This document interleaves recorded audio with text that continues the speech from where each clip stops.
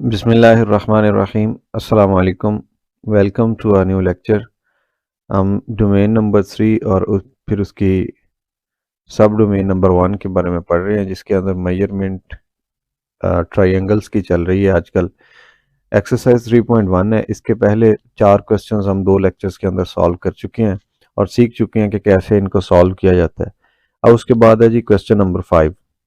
क्योंकि ये चैप्टर और ये एक्सरसाइज राइट एंगल ट्रायंगल के बारे में है, इसलिए पैथागोरस जो थ्योरम है वो हमने पहले लेक्चर के अंदर डिस्कस किया और वहाँ पे हमने सीखा कि कैसे एक जो ट्रायंगल होती है राइट एंगल्ड, उसकी तीनों साइड्स आपस में किस रिलेशन से जुड़ी होती हैं। तो वो था हाइपोटेनियस का square is equal to base square plus altitude का स्क्वायर।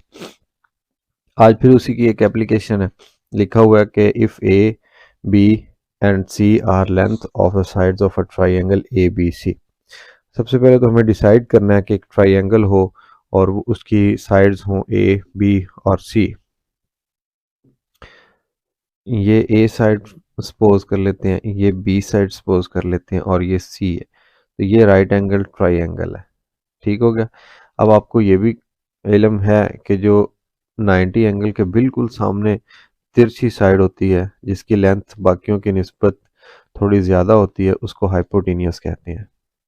और जो हॉरिजेंटल होती है, इसको हम बेस कहते हैं। ऐसे जो एक राइट एंगल और एक एक्यूट एंगल के दरमियान होती है, ये वाली, इसको बेस बोलते हैं। फिर इसी तरह वर्टिकल एक राइट एंगल और एक एक्यूट एंगल, इनके दरमियान जो होती है उसको हम एल्टीट्यूड कहते हैं, लेंथ को। ठीक हो गया। तो ये 3 साइड्स होती हैं। इनका रिलेशन क्या है? इनका रिलेशन इस फार्मूले से हम पढ़ा है। इस फार्मूले को कहते हैं दूसरा पैथागोरस थ्योरम। हाइपोटेन्यूस का स्क्वायर ये इक्वल होता है बेस का स्क्वायर। चाहे ब्रैकेट लगा के लिख लें, चाहे आप बगैर ब्रैकेट जैसे मैं अब लिख रहा हूँ इस तरह लिख लें, एक ही बात है, कोई प्रॉब्लम नहीं है। तो ये बन गया जनाब Pythagoras theorem. Hypotenuse square equal है बेस स्क्वायर प्लस एल्टीट्यूड का स्क्वायर। दोबारा पढ़ते हैं। If A B C are the length of the side of a triangle. ठीक हो गया। अब इसकी जो साइड्स है ना, एक मिनट ठहरिएगा।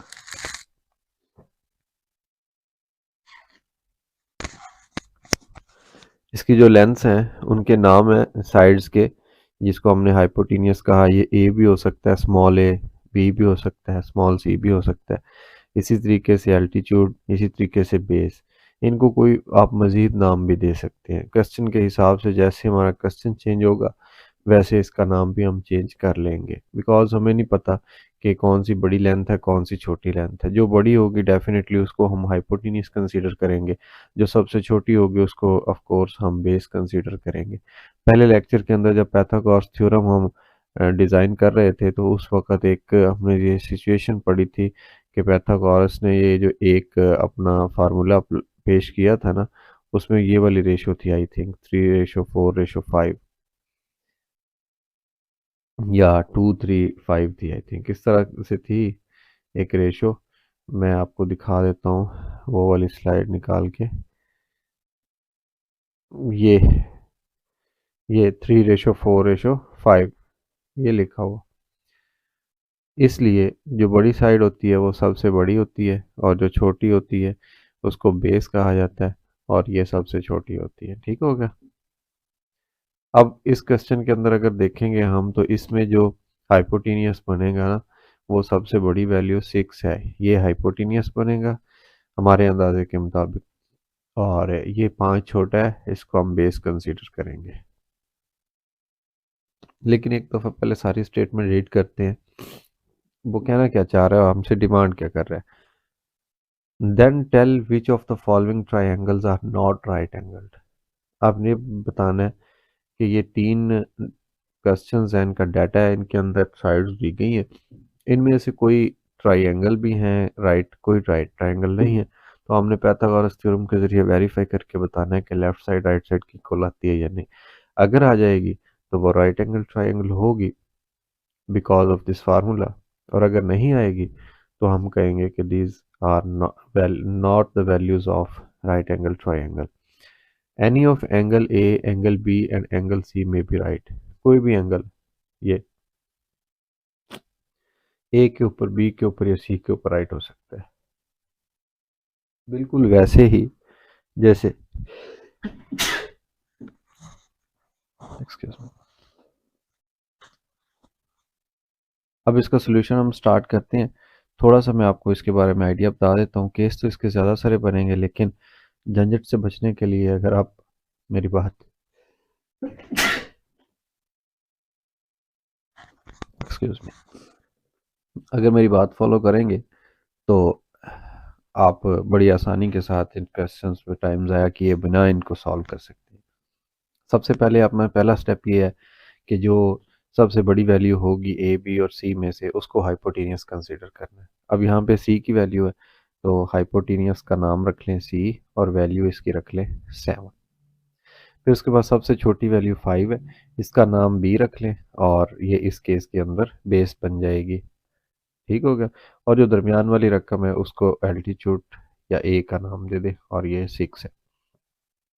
अब इन वैल्यूज के ऊपर ये पाइथागोरस थ्योरम अप्लाई कर दे। We know that hypotenuse square is equal to base square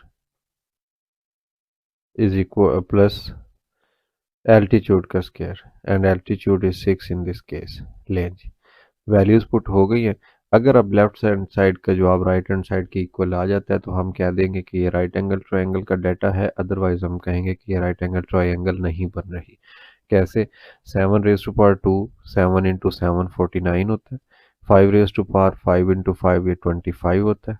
और फिर 6 इंटू 6 ये 36 होता है। अब इन दोनों को ऐड कर ले, ये 49 है, एज इट इज़ आ जाएगा। राइट साइड पे दोनों ऐड होंगी, 6 + 5 11, 11, 3 + 2 5 एंड एक कैरी वाला, ये 61 हो गया। 49 61 के इक्वल कभी भी नहीं होता। सो हमें पता चला कि जो पार्ट नंबर 1 के अंदर डाटा हमें दिया गया है, this is not a right triangle. Similarly अगर मैं ये डाटा रेस कर दूं आपकी आसानी के लिए, या चले नेक्स्ट स्लाइड पे चले जाते हैं, पार्ट नंबर 2 हम सॉल्व करते हैं। पार्ट नंबर 2 में पहले आप हाईलाइट कर लें कि कौन सी आपको बड़ी वैल्यू नज़र आ रही है। ये देखें, ये राइट एंगल ट्रायंगल है, ये एक्यूट एंगल आ गए तो, और उसके बाद इसको हम बेस कह रहे हैं, इसको हम हाइपोटेनियस कह रहे हैं because of definition of right angle triangle, मजबूर है हम। ओके, ये एल्टीट्यूड है। अब डाटा के अंदर सबसे पहले मैंने आपको स्टेप बताया कि सबसे बड़ी वैल्यू को हाईलाइट कर लें। अब इसमें बड़ी कौन सी बन रही है, एक मिनट रुकिएगा। अस्सलाम वालेकुम सर। वालेकुम सलाम। अल्हम्दुलिल्लाह। नहीं सर।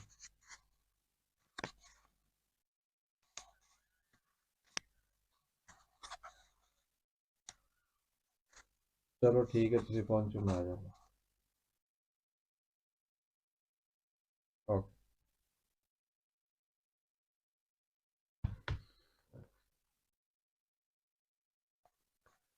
एक वैल्यू 8 है, एक 9 है, और एक है स्क्वायर रूट 145। अब अंदाज़ा लगाते हैं, इन दो का तो समझ आ रही है हमें क्योंकि ये इंटीजर्स हैं, इसमें से 9 बड़ा है, 8 छोटा है। लेकिन अब कंपेयर करना है 145 के स्क्वायर रूट के साथ। अगर आप देखें ना, 12 का स्क्वायर लें हम तो वो 144 बनता है, यानी 144 का स्क्वायर रूट लें तो वापस 12 बनता है। लेकिन ये उससे भी बड़ा नंबर है एक। तो पता चला कि ये जो सी की वैल्यू ये सबसे बड़ी है। सो अगर सी की वैल्यू सबसे बड़ी है तो फिर इसको हाइपोटेनियस होना चाहिए, ऐसे 145। और अब इसका नाम हमने क्या रखना है, इसका नाम रख लें सी। अगर यहाँ पे स्मॉल सी है तो इसके सामने जो राइट एंगल है उसको हम कैपिटल सी का नाम दे देते हैं। उसके बाद सबसे छोटी वैल्यू, सबसे छोटी 8 है, इसको बेस रख लें और नाम इसका क्या है, इसका नाम स्मॉल ए है। अब ए के बिल्कुल सामने ये दूसरी नुक्कर पे एंगल बन रहा है, इसको कैपिटल ए का नाम दे दें। फिर तीसरी जो वैल्यू है बी, वो 9 है, तो उसको एल्टीट्यूड कह दे और नाम इसका क्या है बी। और इसके सामने जो नुक्कर पे इधर बन रहा है एंगल, उसको कैपिटल बी कह दे। तो ये ट्रायंगल जनरेट होगी ए बी सी, और ये इनकी साइड्स भी आ गई। अब हम चेक कर लेते हैं क्या ये राइट एंगल ट्रायंगल का डाटा है या नहीं। and we know that hypotenuse square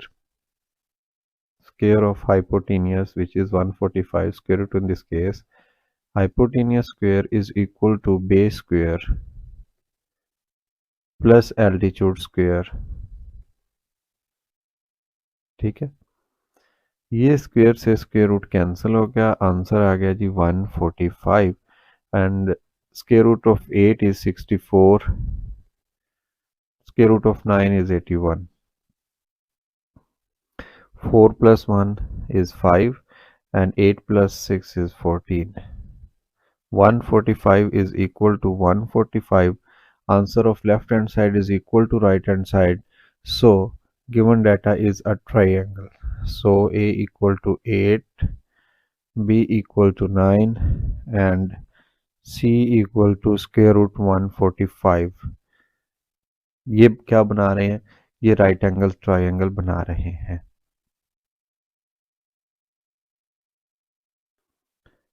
Makes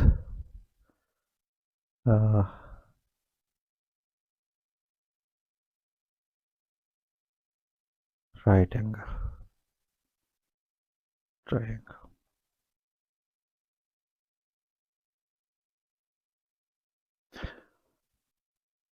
इसके बाद मैं थोड़ा सा कलर चेंज करता हूँ, इसी डायग्राम को यूज़ करते हैं और इसका आखिरी पार्ट नंबर 3 सॉल्व कर लेते हैं। अब मेरा ख्याल है इसकी इलस्ट्रेशन की ज़रूरत नहीं है यहाँ पे, अब जस्ट इसमें नज़र आ रहा है कि ये बड़ी वैल्यूज़ हैं दो, इनमें से भी 13 बड़ी है, 13 को हम हाइपोटेनियस रख लेते हैं। ठीक हो गया, और इसमें सबसे जो छोटी वैल्यू है दैट इज़ 5, इसको बेस रख लेते हैं एंड जो दरमियान में है मीन्स 12, इसको एल्टीट्यूड रख लेते हैं। 13 का स्क्वायर होता है 169, 5 का स्क्वायर होता है 25 एंड 12 का स्क्वायर होता है 144। इनको ऐड कर लें, 5 जमा 4 9 बन गया, 14 प्लस 2 16 बन गया, 169 is equal to 169. So this data is also a data of right angle triangle. So right angle triangle।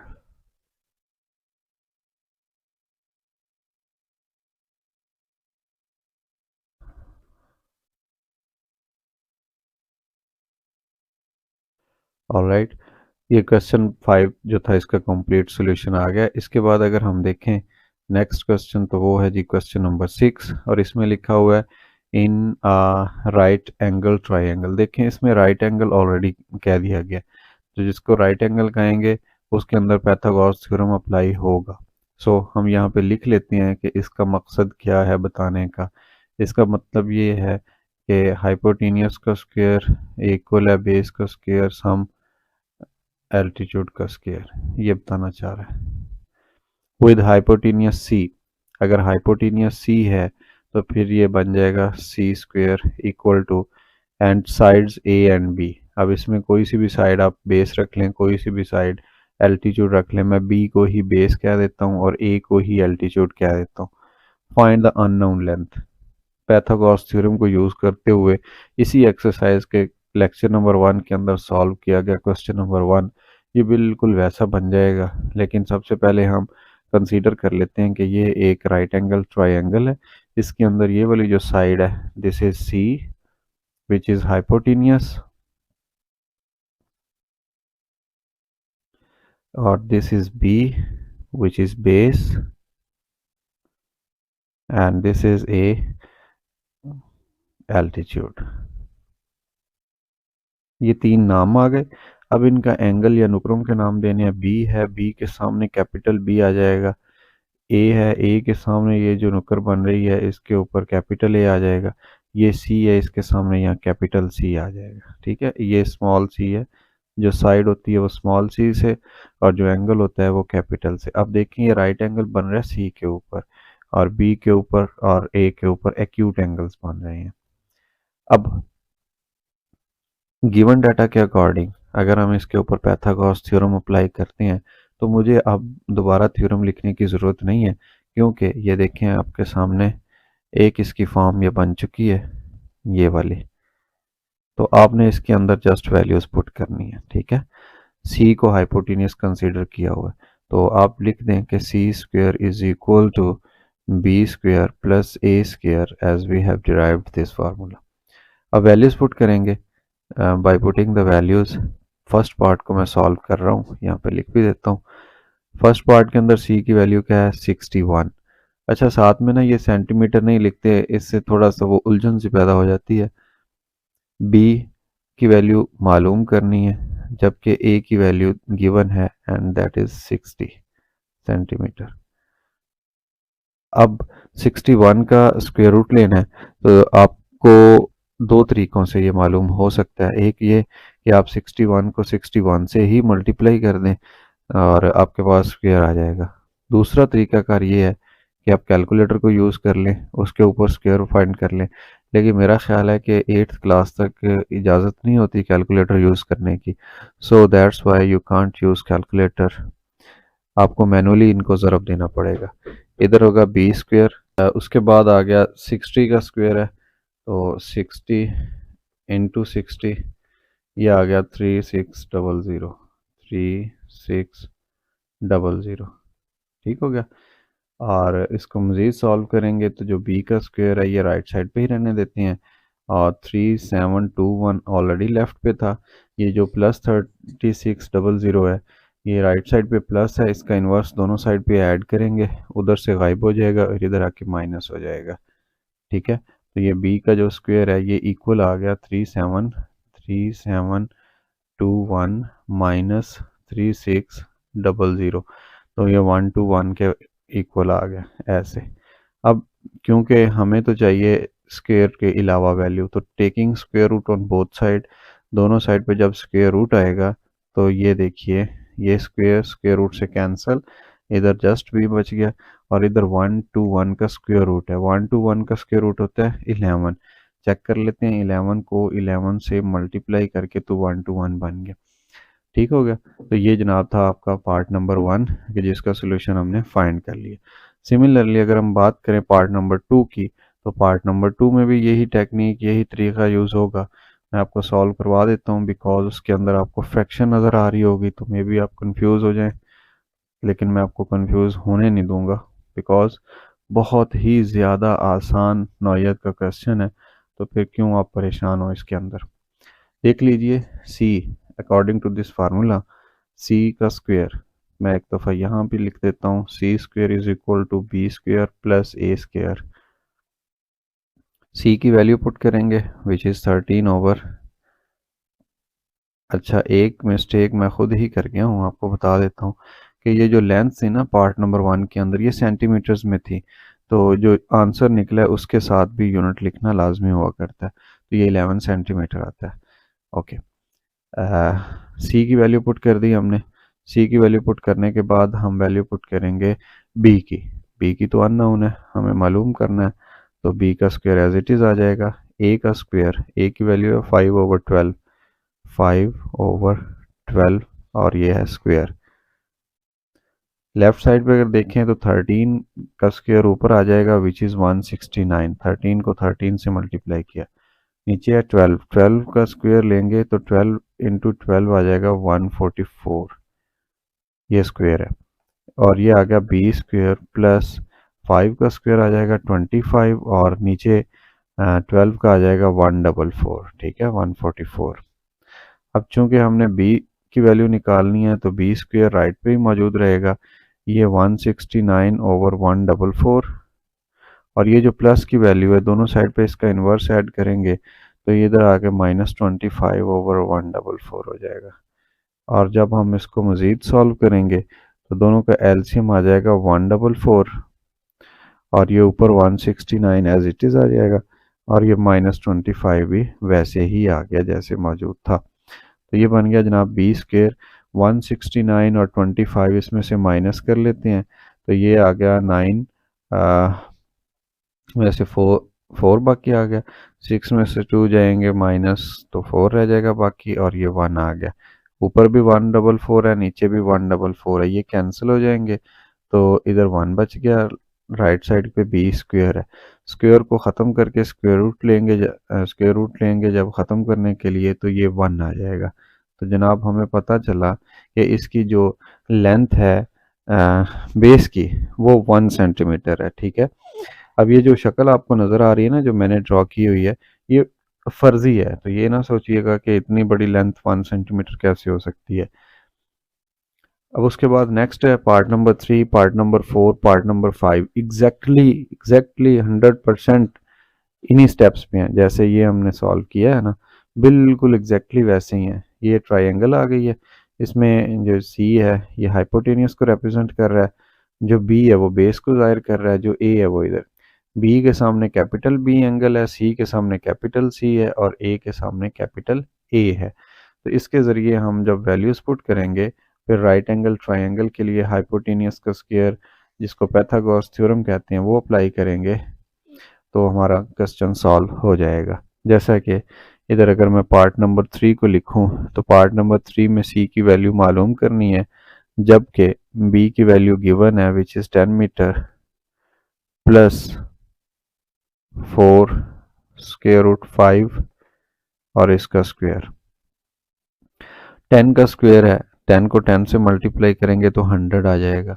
अब ये देखिए, ये स्क्वायर रूट के अंदर है 5 और 4 है बाहर, तो जब 4 का स्क्वायर आएगा तो ये अलहदा से 8 आएगा, लेकिन जब इस 5 का स्क्वायर स्क्वायर रूट के साथ कैंसिल हो जाएगा तो सिर्फ 5 रह जाएगा अंदर ऐसे। तो ये बन जाएगा 100 प्लस, सॉरी ये 8 नहीं आता, बल्कि यहाँ पे 8 का स्क्वायर 16 आता है। आई एम सॉरी, 6 5 30, 3 हासिल 5 1 5 और 3 हासिल वाला ये 80 हो गया। तो इसका आंसर बन गया 180 दोनों को ऐड करने से। तो ये आ गया सी स्क्वायर। सी स्क्वायर के बाद अब हम दोनों साइड पे स्क्वायर रूट लेंगे, तो जो 180 होता है, 180 का स्क्वायर रूट तो नहीं एग्जैक्ट आएगा, इंटीजर नहीं आएगा, बल्कि एक इशारिये वाली रकम आएगी। लेकिन आप अगर बुक से या क्वेश्चंस के साथ मिलाना चाहते हैं इसका आंसर, तो इसकी फैक्टराइजेशन कीजिए, 2 9 18 और फिर 2 45, फिर 3 1 3, 3 5 15, फिर 3 5 15 और फिर 5 1 5। तो इसको लिखा जा सकता है 2 square 3 square into 5, 2 square 3 square into 5। ये 180 की जगह पे वैल्यू सब्सटीट्यूट कर दी। अब जिस जिसका स्क्वायर कैंसिल हो रहा है स्क्वायर रूट के साथ, उसको बाहर लिखते जाएं, लेकिन 5 का स्क्वायर रूट कैंसिल नहीं हुआ, तो स्क्वायर रूट के बाहर क्या आ गया, 3 इंटू 2 6, और अंदर क्या रह गया 5 स्क्वायर रूट, और इधर क्या रह गया सी, बिकॉज सी स्क्वायर है, स्क्वायर रूट से कैंसिल हो गया, और साथ इसके यूनिट लिख दें। सो क्वेश्चन कंप्लीट हो गया। स्क्वायर रूट 6 स्क्वायर रूट 5 इसका आंसर आ गया।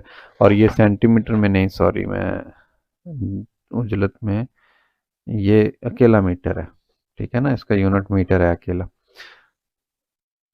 इसी तरह अगर हम देखें पार्ट नंबर 4, तो पार्ट नंबर 4 में सी की वैल्यू क्या है, सी की वैल्यू है अननोन, मालूम करेंगे, और बी की वैल्यू है जनाब 5 और साथ में डेसीमीटर है, तो बेस का स्क्वायर और साथ में आ जाएगा एल्टीट्यूड का स्क्वायर, ऐसे 7 डेसीमीटर स्क्वायर। 5 का स्क्वायर आ जाएगा 25 और 5 का स्क्वायर आ जाएगा 25। साथ में जब ये 7 का स्क्वायर स्क्वायर रूट से कैंसिल होगा तो सिर्फ 7 आ जाएगा, और ये बन जाएगा 25, और ये आ गया 25 4 200 होता है, और 25 3 75, तो ये बन जाएगा 275, 275 चेक कर लेते हैं। 25 अरब 7 है, सॉरी 100 होता है ना, 175 आ गया। 175 में ये 25 ऐड करेंगे तो ये बन जाएगा 200। सी की वैल्यू निकालने के लिए दोनों साइड पे स्क्वायर रूट ले लें, तो जैसे अभी पिछले क्वेश्चन के अंदर था प्रॉब्लम, वैसे ही इधर आ गया 200 का स्क्वायर रूट इंटीजर नहीं आता, तो फिर हम 200 की फैक्टराइजेशन करेंगे, जिसको प्राइम फैक्टराइजेशन का नाम दिया जाता है। इसको ऐसे लिखेंगे 200 और फिर 2 1s 2 और ऐसे 2 50s are 100 and 2 25s are 50 और फिर 5 into 5 25 और फिर 5 1s। तो इसको लिखा जा सकता है 2 का स्क्वायर, 5 का स्क्वायर और 2 अलहदा से लिख दें ऐसे, 2 का स्क्वायर, 5 का स्क्वायर और साथ में 2 एज इट इज़ आ गया। ये सी स्क्वायर रूट से कैंसिल हो गया स्क्वायर, तो अकेला सी आ गया। बाकी देख लीजिए ये 2 कैंसिल होके बाहर आ जाएगा, ये 5 कैंसिल होके बाहर आ इसका स्क्वायर ऐसे, तो सिर्फ रह गई स्क्वायर रूट के अंदर वैल्यू 2। ये बन जाएगा 2 इंटू 5 10 और ये बन जाएगा स्क्वायर रूट 2 और साथ में यूनिट आ जाएगा which is decimetre and value of C is 10 square root 2 decimetre. I think अब ये जो पार्ट नंबर 5 है ये आप सॉल्व कर सकते हैं बड़ी आसानी के साथ, इन्हीं जैसा ही है, इसमें कोई नई फिलॉसफी या नया कोई मुश्किल है नहीं फार्मूला वगैरह। उसके बाद लास्ट क्वेश्चन है इस एक्सरसाइज का, क्वेश्चन नंबर है जनाब 7। The front of a house is in the shape of an equatorial triangle। ये जो वर्ड इक्वलिटेरियल है ये हमें क्या बताता है? इक्वल का मतलब होता है बराबर, ट्राइंगल का मतलब होता है एक ट्राइंगल ही होता है, 3 कोनों वाली शक्ल। और ये जो है इक्वलिटेरियल मतलब एक ऐसी ट्राइंगल जिसके ऑल एंगल्स इक्वल हों या ऑल साइड्स इक्वल हों, उसको बोलते हैं इक्वलिटेरियल ट्राइंगल। और ये प्रॉपर्टी है ट्राइंगल्स की कि जितनी साइड्स बराबर होती हैं उतने ही एंगल्स भी बराबर हुआ करते हैं। तो जिसकी 3 साइड्स बराबर होंगी उसको इक्वलिटेरियल ट्राइंगल कहेंगे। अब यहाँ पे कौन सी है, ये मैं रेड कलर में बना रहा हूँ। ये जनाब एक साइड है, ये दूसरी साइड है, ये तीसरी साइड है, इक्वल है। तो ये 10 मीटर है, ये भी 10 मीटर होगी और ये भी 10 मीटर होगी ऑफ कोर्स। ठीक हो गया। With the measure of the side 10 metre, यानी हर साइड उसकी 10 मीटर है, इक्वलिटेरियल है triangle. Find the height of the house, इस घर की ये जो ऊंचाई है ये मालूम करके हमें बतानी है कि इस घर की ऊंचाई कितनी है। ठीक है, अब घर की ऊंचाई या हाइट ये वाली है, ये वर्टिकल ऐसे। ठीक, अगर हम एक काम करें कि ये वर्टिकल हाइट के साथ ये हाइपोटेनियस ले लें और ये बेस ले लें, ये 90 का एंगल बन गया। क्या ये राइट एंगल ट्राइंगल नहीं बन गई? तो बेसिकली ये जो क्वेश्चन है ये एक राइट एंगल ट्राइंगल और पैथागोरस थ्योरम की एक एप्लीकेशन है कि हम रियल लाइफ के अंदर कैसे अपने जो प्रॉब्लम्स हैं डेली लाइफ के उनको आसानी के साथ सॉल्व कर सकते हैं, उनको एक रिजेम्बलेंस दे के। ठीक है। अच्छा, ये जो ऊपर ट्राइंगल थी, रिजेम्बलेंस किससे देनी है हमने? राइट एंगल ट्राइंगल से, और पैथागोरस थ्योरम यूज़ कर लेना है और उसको फिर हम मज़ीद सॉल्व कर लेंगे। अच्छा, ये जो रेड कलर में ट्राइंगल थी पहले जिसकी साइड्स रेड थी, उसको मैं दोबारा बनाता हूँ। इसका नाम एक्स रख लेते हैं, इसका नाम वाई रख लेते हैं, इसका नाम जेड रख लेते हैं। ठीक हो गया। अब इसमें जो साइड वाई जेड है, वाई जेड, इसकी मेजर जो है, measure of Y Z this is 10 metre. लेकिन आपने देखा कि इसके अंदर जो ग्रीन कलर का पोर्शन है वो यहाँ से स्टार्ट हो रहा है, यानी half of Y G. Half of Y G कितना होगा फिर? यानी 10 को हाफ कर दें तो वो क्या बन जाएगा? इस ट्रायंगल का नाम हम रख लेते हैं, इसके अंदर से एक्स उठा लिया, ये जेड आ गया। इसका नाम कुछ भी खुद से रख दें, एम। एम से लेके जेड तक का जो डिस्टेंस है, एम से लेके जेड तक का जो डिस्टेंस है measurement, that is half of 10 means 5 metre. मतलब एम से लेके जेड तक का जो फासला है ये 5 मीटर है, which is half of Y Z. अच्छा सर, ये हाइट तो बतानी है आपने। ठीक है, ये राइट एंगल ट्राइंगल बन गई है। अब जो राइट एंगल ट्राइंगल होती है उसके ऊपर पैथागोरस का थ्योरम अप्लाई हो सकता है, और वो क्या है?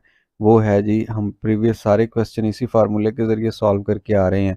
Hypotenuse this is equal to base plus altitude, but इनके ऊपर स्केयर्स होगा, ऐसे स्केयर्स होंगे तो ये इक्वल होगा। अब अप्लाई करते हैं, देखें हाइपोटेनियस जो राइट एंगल के सामने होता है वो हाइपोटेनियस होता है, तो इस केस के अंदर 10 है, 10 की पावर 2 आ गया। बेस जो हॉरिजेंटल एक्यूट एंगल के साथ और राइट एंगल के दरमियान वाली साइड होती है उसको बोलते हैं horizontally base, and this is 5 और इसकी पावर आ गई कितनी, 2। इधर एल्टीट्यूड है, एल्टीट्यूड का कोई हमारे पास मौजूद नहीं है, इसको हाइट है तो एच कह लें, एल्टीट्यूड है तो एल्टीट्यूड लिखा रहने दें, आपकी मर्जी है। ये मालूम करनी है, जबकि ये न्यूमेरिकल वैल्यू है। 10 स्क्वायर ये बन जाएगा 100 और ये 5 स्क्वायर 25 है। राइट साइड पे 25 है, जब दोनों साइड पे इसका इन्वर्स ऐड करेंगे तो ये इधर आ जाएगा और ये बन जाएगा -25। सो ये 75 आ गया। इधर क्या है, हाइट स्क्वायर है, हमें तो स्क्वायर ख़त्म करना है, तो स्क्वायर ख़त्म करने के लिए क्या करेंगे, दोनों साइड पे स्क्वायर रूट ले लेंगे, taking square root on both side. इधर भी आ गया और इधर भी आ गया, ये इसके साथ कैंसिल हो गया। बट दूसरी साइड पे अगर आप देखें तो 75 तो किसी का भी कंप्लीट स्क्वायर नहीं होता। अगर ऐसा केस आ जाता है तो फिर हम क्या किया करते हैं, उसकी प्राइम फैक्टराइजेशन करते हैं। अब ये 3 पे तकसीम हो रहा है, 3 2 टाइम होता है 6 और एक कैरी होएगा, ये 15 बन गया। Next 5 times 5 is 25, so 5 once. So हम लिख सकते हैं 75 को हम लिख सकते हैं 3 इंटू 5 स्क्वायर और ऊपर इसके क्या आ जाएगा, स्क्वायर रूट। अब स्क्वायर रूट की ये भी प्रॉपर्टी है कि जहाँ पे स्क्वायर होता है वो स्क्वायर रूट के साथ कैंसिल हो जाता है और ये बाहर आ जाता है। बाकी कौन सी रकम अंदर रहेगी, ओनली 3। यूनिट क्या था, यहाँ पे क्वेश्चन के अंदर मीटर यूज हुआ है, so this height is also in metre. तो भाईजान ये जो उसकी झोंपड़ी का ये हाइट है यहाँ पे, ये 5 स्क्वायर रूट 3 है। स्क्वायर रूट 3 का मतलब ये है कि 1 पॉइंट समथिंग है, ठीक, इनको मल्टीप्लाई कर दे तो ये उसकी हाइट आ गई। हमारा क्वेश्चन कंप्लीट हो गया। आज की इस एक्सरसाइज के अंदर हमने 3.1 के अंदर पैथागोरस थ्योरम और राइट ट्रायंगल की एप्लीकेशंस के बारे में पढ़ा। मुझे उम्मीद है कि आपको लेक्चर समझ आया होगा। थोड़ा लेंथी है लेक्चर, लेकिन बहुत ज़्यादा इजी है। एक ही फार्मूले की प्रैक्टिस है बार बार। इन क्वेश्चंस को अच्छे तरीके से कीजिए। किसी भी किस्म का कोई प्रॉब्लम हो तो मुझसे कांटेक्ट कीजिए। अपना बहुत सारा ख्याल रखिए। अल्लाह हाफिज़।